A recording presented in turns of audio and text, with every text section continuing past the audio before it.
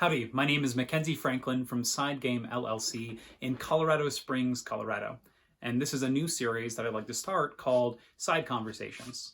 We talk about board game related concepts and gaming in general and things that might affect you and me on the daily, or maybe every once in a while. And this one in particular, I'd like to talk about learning new games and new game rules and all that stuff. So in general, when I learn a game, I take many days to figure it out. I set a lot of time aside to make sure that I'm comfortable to teach it to other people. Sure, the first teach is going to be rough because obviously I don't know the game super well, but I've taken enough time to where I could give a rundown of the rules. I can look at the rules minimally when I'm teaching it, and I can answer questions on the fly about specific interactions. A lot of times this can be done with a solo mode. You can run through the game yourself. In addition, it can be done by playing a round of it or two or watching a playthrough. Now, this is very important because as a teacher of a game and as the owner of the games, it is my responsibility, in my opinion, to make sure that everybody playing the game is having the best time possible and that I'm respecting their time. For example, if I'm learning a game and I don't even try to learn it, and I just bring it to a game night, and I say, okay, I don't know how to play this game, let's play it, and we'll figure it out as we play. I feel like I'm being very disrespectful to everybody at the table.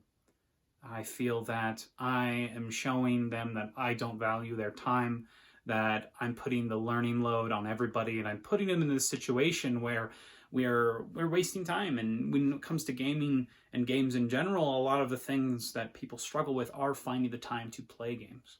And I want to make sure that when I bring a game to the table, I'm able to explain it the best I can and we can get right into the action. Now, this reminds me of a story of my first and probably only Gen Con I've been to. That was Gen Con 2018, I believe. So at this convention, it's all about buying the new stuff, right? That way you can have it a little bit before everybody else does. You can buy those collector's editions. Sometimes you can get the Kickstarter stuff with it. So that's what we did. I went with my wife and my brother, and we went and we got all these games.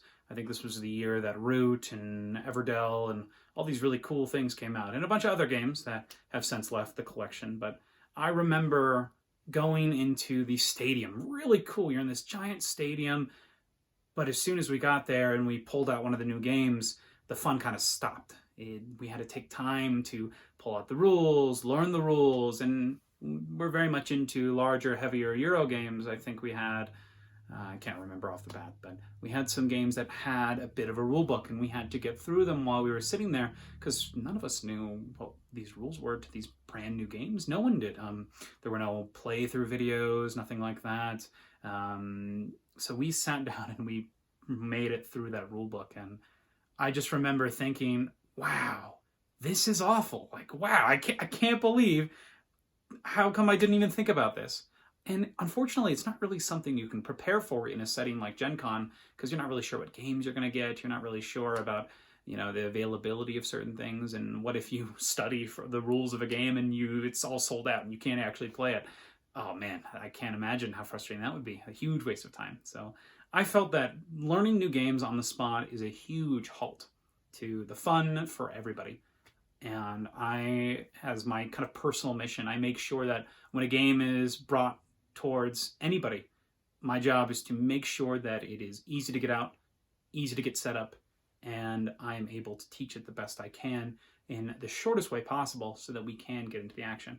I'm not going to go into nitty-gritty details or strategies. I might give a brief overview of certain things, but I think that what's most important is getting rid of downtime and making sure that everyone is able to play, right? I'm going back to that idea of respecting each other's time, and I think that's huge here. Whether it be making sure you have the game punched out before you start playing it, and all the pieces are in an order where it's easy to get it set up, or whether you have memorized the rulebook down to a T. Any step you're taking in order to increase the amount of game time and reduce the amount of idleness, I think is huge. I'm curious to know what you think about this. How do you learn games? Is it important to you that you know how to play a game before bringing it to a group of people? Is it better for you to learn from others, or do you use a service like SideGame to learn your games? I'm curious to see what's your strategy on learning games. A couple shout outs right now to Watch It Play. They're a fantastic learning service. I use them a lot. John Gets Games is one of the best in my opinion for new games. I love watching his playthroughs and how he kind of weaves a narrative through his explanations of games. So I would strongly recommend those two.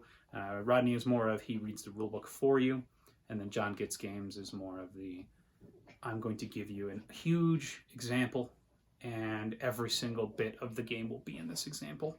And I think that's a great way to learn how to teach a game, because you understand the concept of the game as a whole and you're able to put it out there. So thanks for joining me for this side conversation. Side game strong, guys. Adios.